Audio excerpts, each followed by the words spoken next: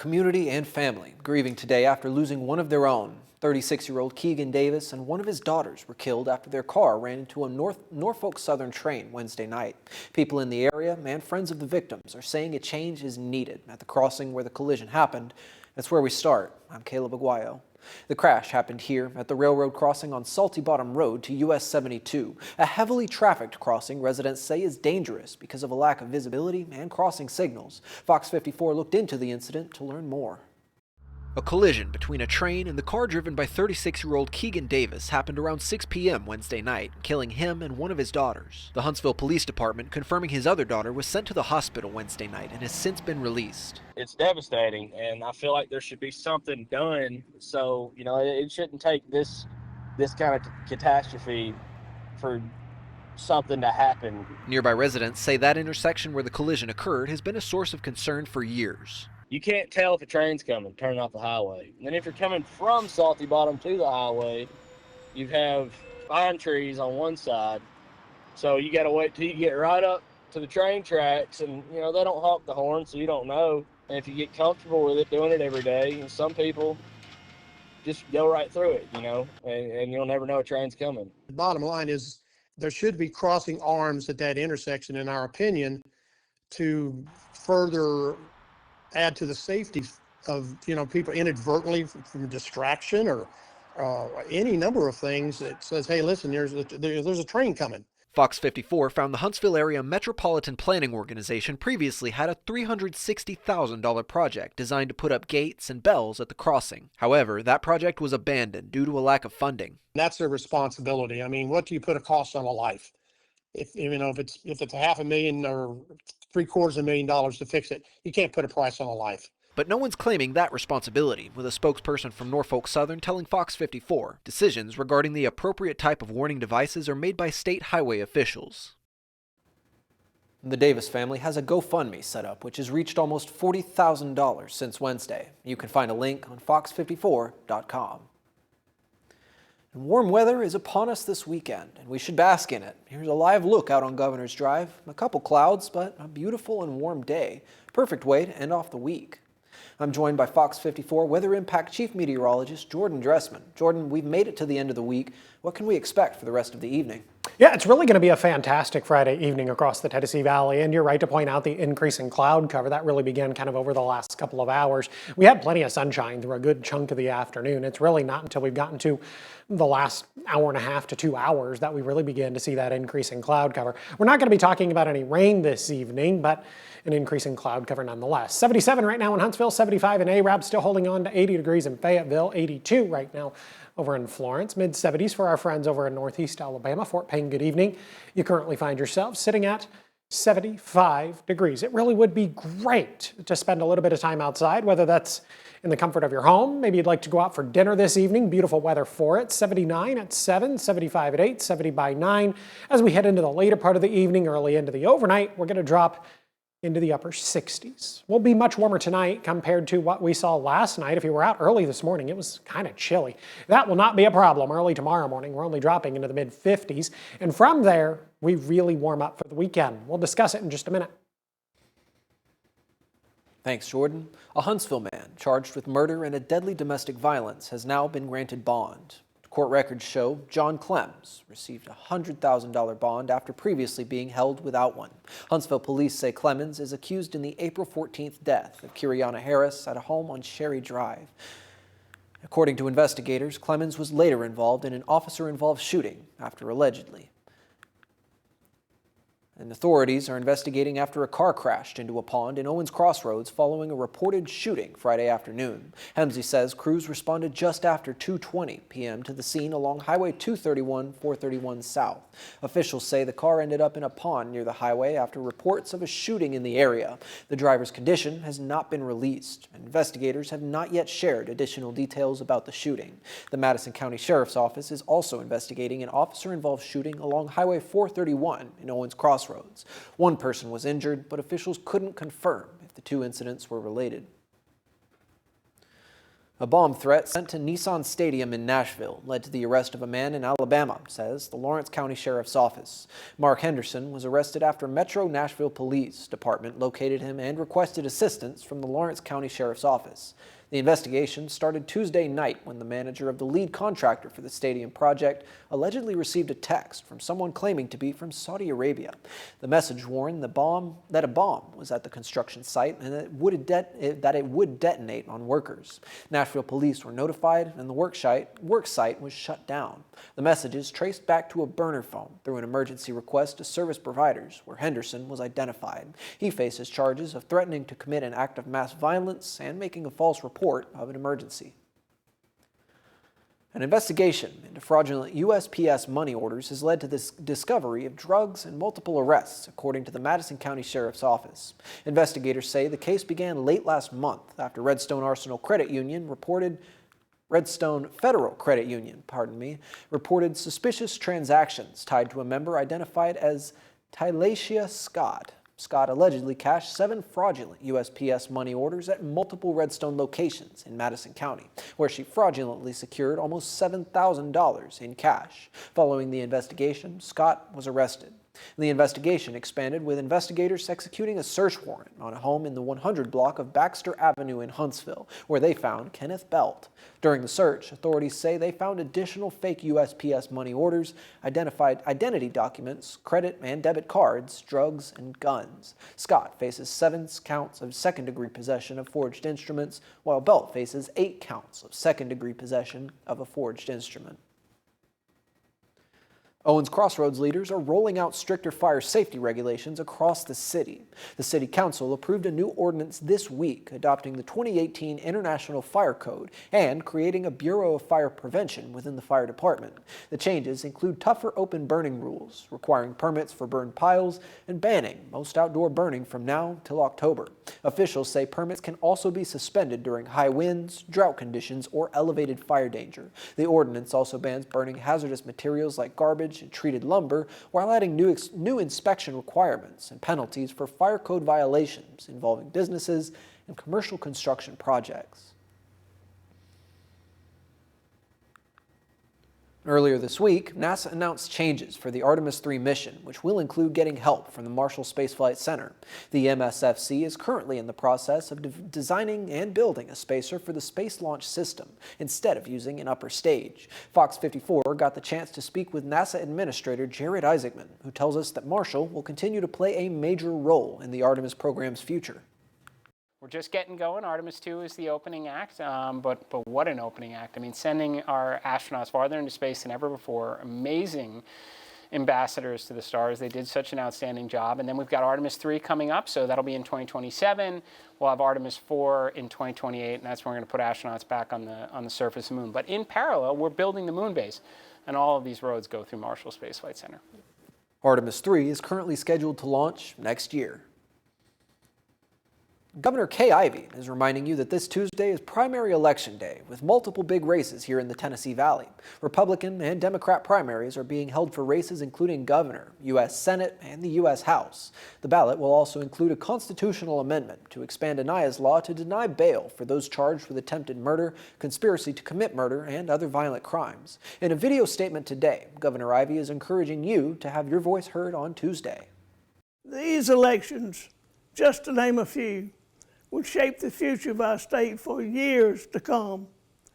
Alabama is experiencing historic momentum, and you selecting strong elected leaders will help our state be even more successful in the years ahead.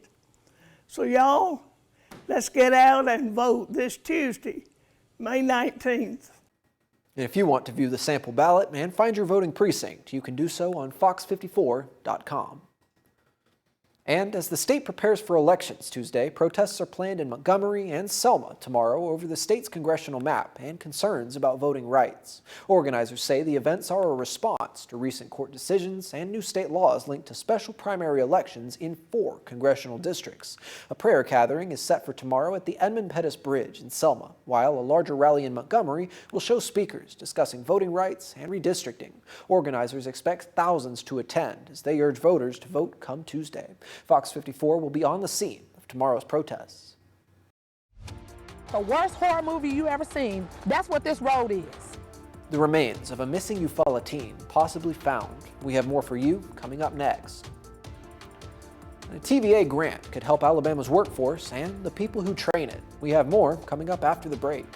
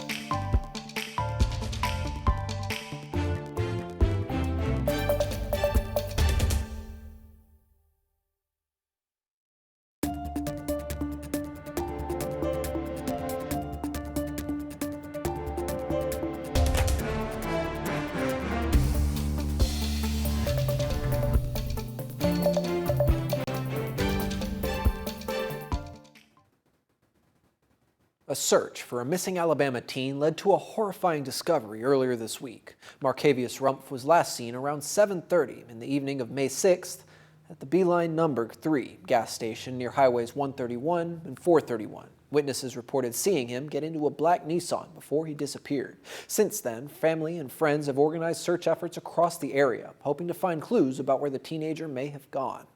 The search party came across charred remains. Police have yet to positively identify those remains. WVTM's Talia Cavaline spoke with a member of the search party who said the scene looked like it came out of a horror movie. It was not even a body there. It wasn't a body to be found. Literally, when you looked at it, they had dismembered this young man, set his body on fire. A 12-person search party was organized last night by family members of the missing teen, but police aren't yet able to confirm if it was Mark Rumpf Jr. The remains that we found, we cannot positively ID, so they have not been positively ID'd yet, due to the fact that the body was dismembered and burnt. The party was out by White Oak Church Road in Eufaula for 2 hours using ATVs, drones, and a hound dog to search the area. If you think about the worst horror movie you ever seen, Texas Chainsaw Massacre, that's what this road is. Eufaula police responded to the scene shortly after the discovery before closing it off and beginning the investigation. The brother saw the body, the mother saw the body, the father saw the body. I don't know if I'll ever be the same. And like I said, as a father, I can't say I wouldn't have done the same thing with family members, but on our side, you know, we still have to do things legally and we have to follow our process and procedures, and that's what we're doing. Eufaula police are leading the investigation with help from the Barber County Sheriff's Office and the State Bureau of Investigation. We do have suspects. And my message to them is, if you did this or had anything to do with it, this sick, horrific crime, we're coming for you. We're going to find you. Members of the search party say there was evidence of burn piles as well as blood outside a nearby home. Festivals, fairs, and a block party. Oh my. We have more for you coming up, all happening this weekend. Temperatures climbed into the upper 70s and lower 80s today, but we are going to be much warmer for all of those events as we head into the weekend. We'll talk about it in just a minute.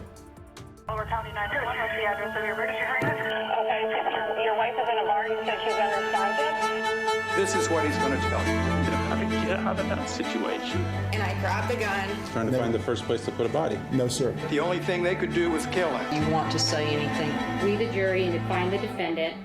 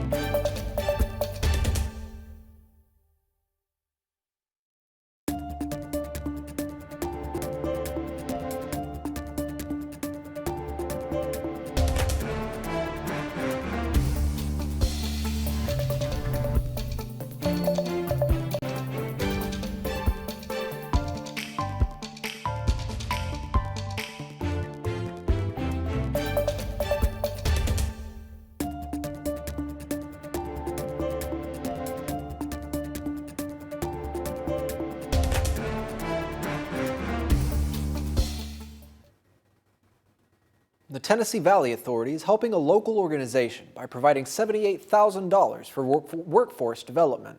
And it's all going to the North Alabama Home Building Academy, which provides trade training to hundreds of people across the state. The academy is free for all students, ranging from high school and college-age students to the homeless and people recovering from addiction. One NAHA board member, Larry Durham, describes what it means to help the workforce. It's just been an absolutely amazing thing to see come together, and it's very unique because this program is by the industry, of the industry, and for the industry.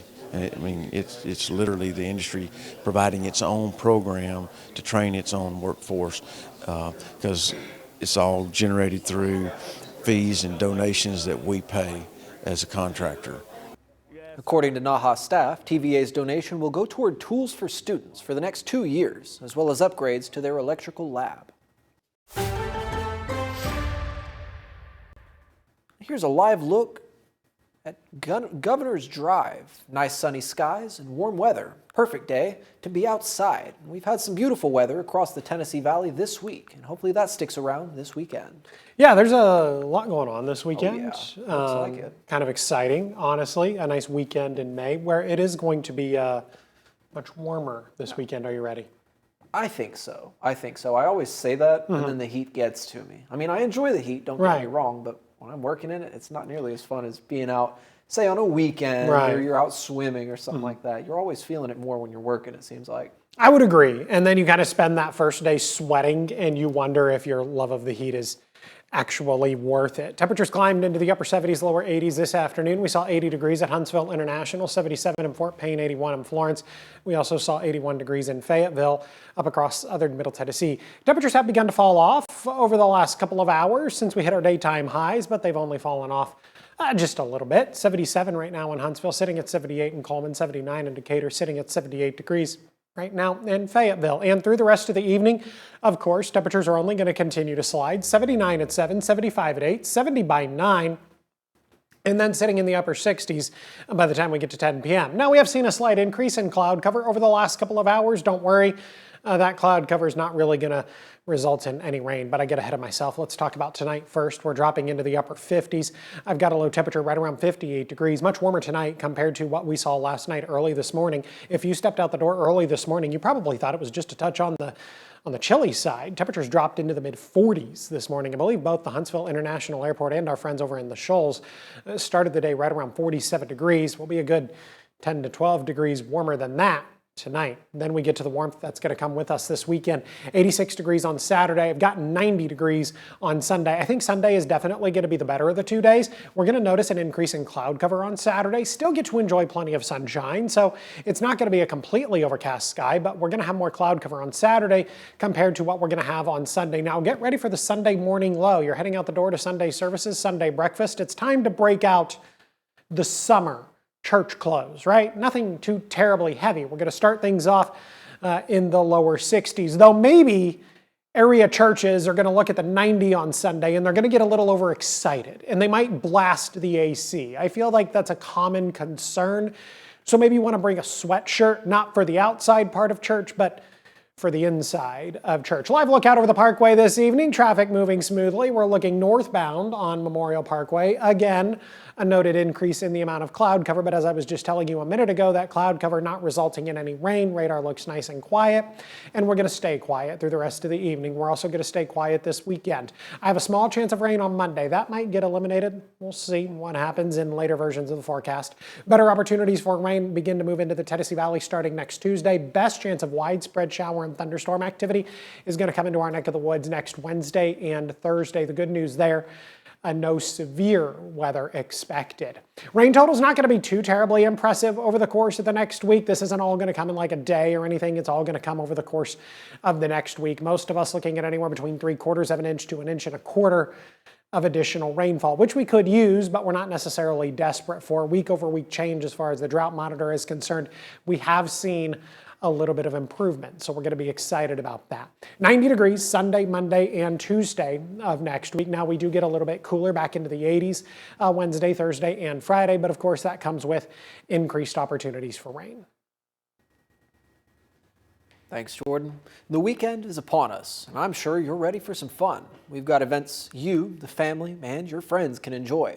The 5th annual Camp to Amp Festival is back in the Mid-City District tomorrow. From noon to 6, you can hear local musicians, see highlights of local businesses, nonprofits, and creatives. The festival originally launched in 2022 and features 3 stages: Stack's Balcony, Mid-City Stage, and Camp Stage. There will be a vintage market, food trucks, Purple Cup District, and activities for the kiddos. Bring your blankets, chairs, and sunscreen, and go to fox54.com for the full list of performers. And who doesn't love when the fair is in town? The Big Old Ballpark Fair is on its last weekend at Toyota Field with bigger thrills and brand new attractions. You can ride roller coasters, spin through carnival classics, and grab fair favorites like fried ice cream, smoked turkey legs, and cotton candy. This year also brings a new Big Top Circus. The fun runs through Sunday with discounted ride bands available now online. Grab your tickets online or at Toyota Field. Don't miss out on the fun. Main Street Madison is hosting the Taste of Downtown Block Party tomorrow from 11 a.m. to 4 p.m. There will be live music, activities for the kids, games, and so much more. Guess what? It's totally free to attend. You can also upgrade your visit with the Food Stroll. It costs $30 and gives you access to sample a special menu from 5 local restaurants: Main Street Cafe Madison, Lanier House Madison, Old Black Bear Brewing, and more. And, as usual, if none of these events are your style, head on over to our website, fox54.com, for the full list of this weekend's happenings. The Huntsville-Madison County Public Library is inviting readers of all ages to take part in its 2026 summer reading program. The program, called Unearth a Story, runs from the 23rd of this month until July 18th at all 10 library locations. Children can complete reading activities for a chance to win prizes, while adults 18 and older can earn drawing tickets by reading books, attending events, and taking part in library programs. Grand prize drawings will be held at each branch on July 22nd. The boys in blue are having fun in the month of May. They even have a bit of a win streak going on right now. We'll have more from Wicks Family Field next in sports. Fox 54 Plus has your news, sports, and weather. Start your evening with Fox 54 at 5:30, delivering the latest headlines and live reports straight from the scene. Then stay informed with Fox 54 News at 9, featuring your Tennessee Valley certified most accurate weather impact team, tracking everything from tornado threats to traffic delays during severe weather. Fox 54 Sports Extra brings you more of what sports fans crave, with deeper insights, expert analysis, and all the action that matters most. On Fox 54 Plus, you'll also find Alabama politics, Plus 24/7 weather radar and real-time forecasts to keep you ahead of the storm. Looking for a quick recap? Don't miss Fox 54 Week in Review, highlighting the biggest stories of the week.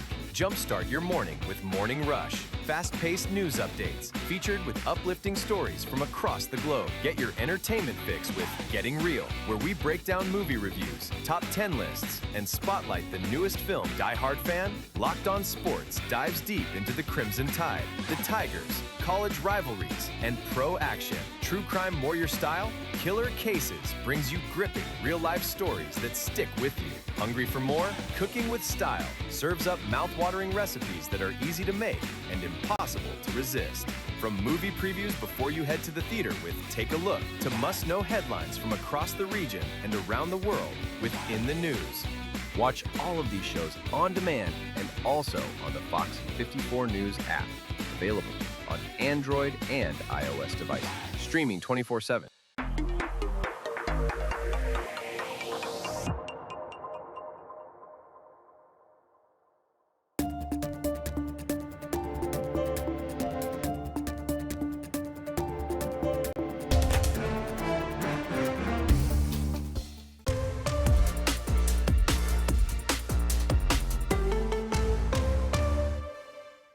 Time now for your look at sports. It was a rocky start to the season for Huntsville City FC. They started off strong with a win in the season opener, but didn't earn a regulation time win again until the end of April. Now, Sit's getting back in the win column. This team has been red hot. The boys in blue riding a 4-game win streak right now going into the weekend, most recently with that emphatic 4-0 victory against Cincinnati 2 on Wednesday. Head coach Chris O'Neill talks on the importance of finding consistency throughout their long season.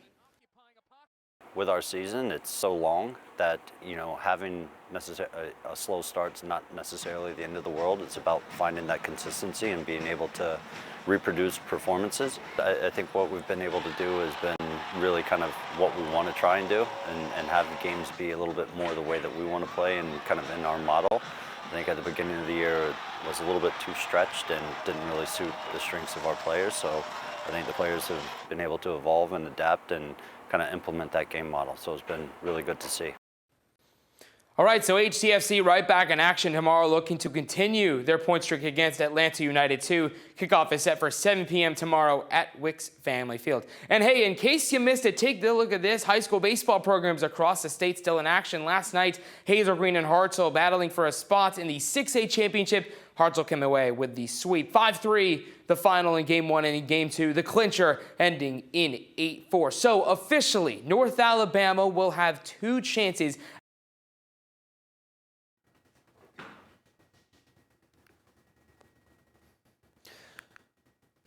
And Florida's controversial Alligator Alcatraz detention center could soon shut down, why officials may be pulling the plug.